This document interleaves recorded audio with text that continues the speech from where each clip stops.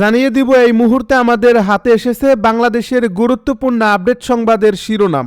শুরুতেই থাকছে তফসিল ঘোষণার তারিখ জানালেন ইসি মাসুদ। এদিকে বেগম রোকেয়াকে মুরতাদ কাফের বললেন রাবি শিক্ষক। আরও জানাবো গুরুত্বপূর্ণ এলাকায় সভা সমাবেশে ডিএমপি নিষেধাজ্ঞা। এদিকে জেএসডির জনসভায় আসার পথে হামলার অভিযোগ, গুলি ও ভাঙচুর। সব শেষে জানিয়ে দিব হবিগঞ্জে দুপক্ষের সংঘর্ষে নিহত এক, আহত অর্ধশতাধিক। এতক্ষণ শুনছিলেন হাতে থাকা আপডেট সংবাদের শিরোনাম, এবারে বিস্তারিত।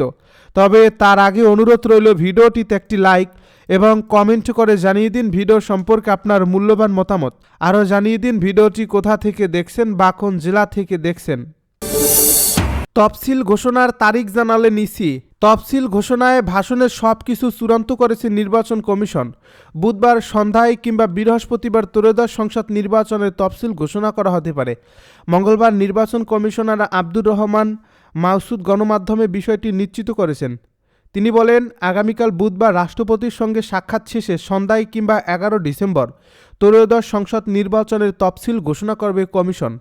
তফসিল ঘোষণায় রাজনৈতিক দলসহ সবার সহযোগিতার বিষয়ে বিশেষভাবে গুরুত্ব দেওয়া হবে। তফসিলের এ বিষয়ে আব্দুর রহমানেল মাসুদ বলেন, বিটিভি ও বেতারকে চিঠি দিচ্ছে ইসি সচিবালয়। ভাষণের মাধ্যমে তফসিল হবে 10 ডিসেম্বর হতে পারে। আর তো সময় নেই, 11 ডিসেম্বরের মধ্যে তফসিল দিতে হবে।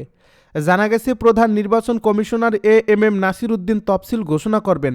এই তফসিলে আগামী বছর ফেব্রুয়ারির প্রথমার্ধে ভোট গ্রহণের দিন ধার্য করা হতে পারে বলে জানা গেছে। তফসিল ঘোষণার প্রস্তুতি হিসেবে এরই মধ্যে বাংলাদেশ টেলিভিশন ও বেতারকে প্রধান নির্বাচন কমিশনারের ভাষণ রেকর্ড করতে চিঠি দিয়েছে নির্বাচন কমিশন। এএমএম নাসির উদ্দিনের নেতৃত্বাধীন নির্বাচন কমিশন দায়িত্ব গ্রহণের পর প্রথম ভোটের অভিজ্ঞতা নিতে যাচ্ছে আগামী ত্রয়োদশ জাতীয় সংসদ নির্বাচনের মাধ্যমে। প্রথম ধাপেই জাতীয় নির্বাচনের মতো গুরুত্বপূর্ণ নির্বাচন দিয়ে কঠিন পরীক্ষার মধ্যে পড়তে যাচ্ছে এ কমিশন। বেগম রোকেয়াকে মুরতাদ কাফের বললেন রাবি শিক্ষক। রাজশাহী বিশ্ববিদ্যালয়ের পদার্থবিজ্ঞান বিভাগের সহযোগী অধ্যাপক খন্দকার মোহাম্মদ মাহমুদুল হাসান বেগম রোকেয়াকে মুরতাদ কাফের বলে আখ্যা দিয়েছেন। মঙ্গলবার সকালে নিজের ব্যক্তিগত ফেসবুক টাইমলাইনে একটি পোস্ট শেয়ার করে ক্যাপশনে তিনি মন্তব্য করেন। তার মন্তব্য ঘিরে সামাজিক যোগাযোগ মাধ্যমে সমালোচনার ঝড় উঠেছে। খন্দকার মোহাম্মদ মাহমুদুল হাসানের সেই পোস্টের স্ক্রিনশট শেয়ার করে রাকসুর গত নির্বাচনে বিতর্ক ও সাহিত্য সম্পাদক পদে প্রার্থী মামুনুজ্জামান স্নিগ্ধ লিখেছেন, নারী শিক্ষার অগ্রদূত রোকেয়াকে কাফের মুরতাদ বলা হয়েছে। পবিত্র ধর্মগুলোকে ব্যবহার করে ঐতিহাসিকভাবেই নারীদের উপর নিপীড়ন অত্যাচার করা হয়েছে। তা চার্চের অত্যাচার, হিল্লা বিয়ে এবং দাসী প্রথা সবই ধর্মের নাম ব্যবহার করেই হয়েছে। বেগম রোকেয়া এসব কুসংস্কার ও বৈষম্যের বিরুদ্ধে লেখালেখি করেছেন। তিনি আরও লেখেন, এই ভদ্রলোক যে বিভাগে শিক্ষকতা করেন সেই বিভাগেই নারী শিক্ষক আছেন, ক্যামব্রিজ পড়ুয়া শিক্ষিকাও আছেন, অনেক সনাতনী ছাত্রী আছেন, আবার কেউ হিজাব ব্যবহার করেন না, ওনার মতের বিরোধী মানুষও আছেন। তাহলে এমন মন্তব্যকারী শিক্ষক কি আদৌ বিশ্ববিদ্যালয়ের সব নারী শিক্ষার্থীর জন্য নিরাপদ? বিশ্ববিদ্যালয়ের মূল্যবোধের সঙ্গেই বা কতটা সামঞ্জস্যপূর্ণ? গুরুত্বপূর্ণ এলাকায় সভা সমাবেশে ডিএমপি নিষেধাজ্ঞা। রাজধানীর গুরুত্বপূর্ণ কয়েকটি এলাকায় সভা সমাবেশে নিষেধাজ্ঞা দিয়ে গণবিজ্ঞপ্তি জারি করেছে ঢাকা মহানগর পুলিশ। মঙ্গলবার ডিএমপি কমিশনার শেখ মোহাম্মদ সাজ্জাদ আলীর সই করা বিজ্ঞপ্তিতে এ নিষেধাজ্ঞা দেওয়া হয়। এ বিজ্ঞপ্তিতে বলা হয়, জনশৃঙ্খলা রক্ষার স্বার্থে ডিএমপি অর্ডিন্যান্স এর 29 ধারায় অর্পিত ক্ষমতা বলে বৃহস্পতিবার থেকে পরবর্তী নির্দেশ না দেওয়া পর্যন্ত প্রধান বিচারপতির সরকারি বাসভবন, বিচারপতি ভবন, জাজেস কমপ্লেক্স, বাংলাদেশ সুপ্রিম কোর্টের প্রধান গেট, মাজার গেট, জামে মসজিদ গেট, আন্তর্জাতিক অপরাধ ট্রাইব্যুনাল 1 ও 2 এর প্রবেশ গেট, বিচার প্রশাসন প্রশিক্ষণ ইনস্টিটিউট ভবনের সম্মুখে সব ধরনের সভা সমাবেশ, গণজামায়াত, মিছিল, মানববন্ধন, অবস্থান ধর্মঘট, শোভাযাত্রা ইত্যাদি নিষিদ্ধ করা হলো। জেএসডির জনসভায় আসার পথে হামলার অভিযোগ, গুলি ও ভাঙচুর। লক্ষ্মীপুরের রামগতি উপজেলায় নির্বাচনী জনসভায় আসার পথে জাতীয় সমাজতান্ত্রিক দল জেএসডি নেতাকর্মীদের উপর হামলার অভিযোগ পাওয়া গেছে। নেতাদের দাবি, এতে 2 জন গুলিবিদ্ধ সহ 15 জন আহত হয়েছেন এবং 16টি গাড়ি ভাঙচুর করা হয়েছে।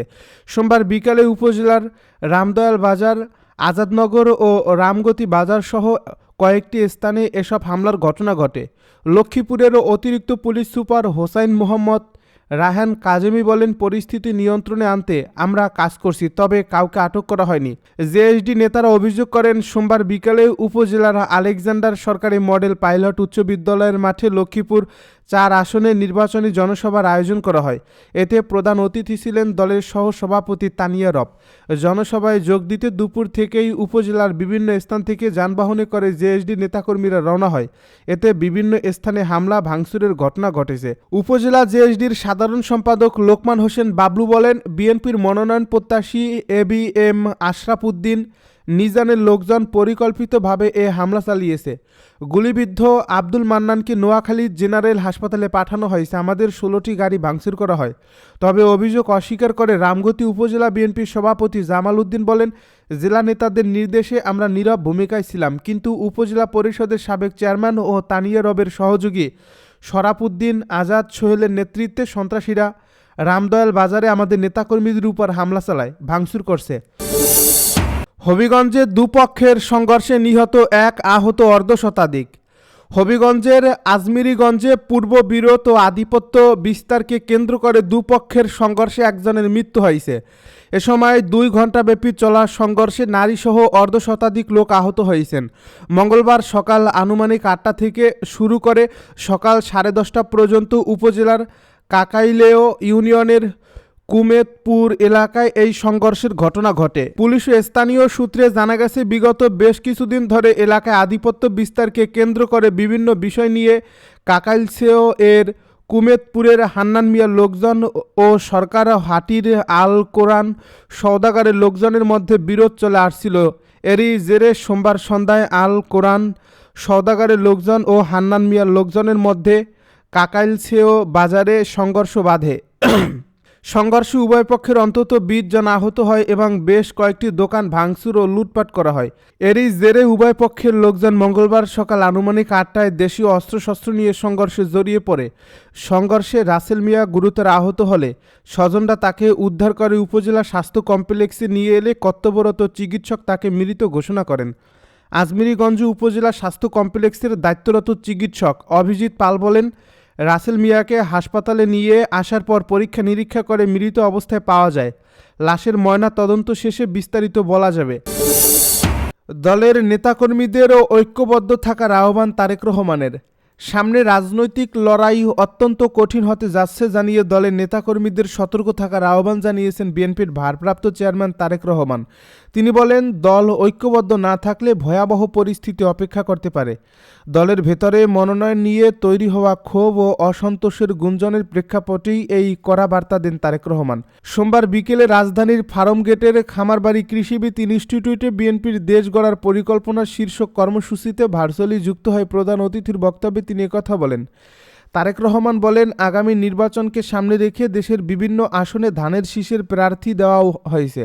এখানে প্রার্থী মুখ্য নয়, মুখ্য তোমার দল, মুখ্য হচ্ছে ধানের শীষ। সুতরাং এখানে ধানের শীষকেই গুরুত্ব দিতে হবে। তিনি আরও বলেন, সামনের সময়ে অত্যন্ত কঠিন এবং ঐক্যবদ্ধ না হলে বড় ধরনের বিপদের মুখে পড়তে হতে পারে। আন্দোলনের সময়ে যেভাবে মানুষকে বোঝানো হয়েছে ঠিক সেভাবেই দেশ গড়ার পরিকল্পনার বিষয়ে সাধারণ মানুষকে সম্পৃক্ত করতে হবে। বিএনপির ভারপ্রাপ্ত চেয়ারম্যান বলেন, এখন দেশে এক ধরনের প্রচারণা চলছে, একজন বিশেষ কেউ ভালো আবার কেউ একজন খারাপ।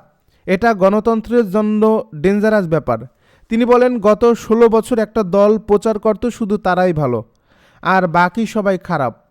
5 তারিখের পর সেটির বোধ হয় কোনো পরিবর্তন হয়নি। এখনও আবার এক ধরনের প্রচারণা চলছে যে একজন ভালো আর বাকি সবাই খারাপ। এসব প্রচারণার পরিবর্তন অত্যন্ত জরুরি। বর্তমানে দেশে অর্থনৈতিক দুরবস্থা চলছে উল্লেখ করে তিনি বলেন, দেশের অর্থনৈতিক ব্যবস্থা ধ্বংস। সেই অবস্থার পরিবর্তন করতে হলে জনগণের অংশগ্রহণ ছাড়া আমরা পারব না।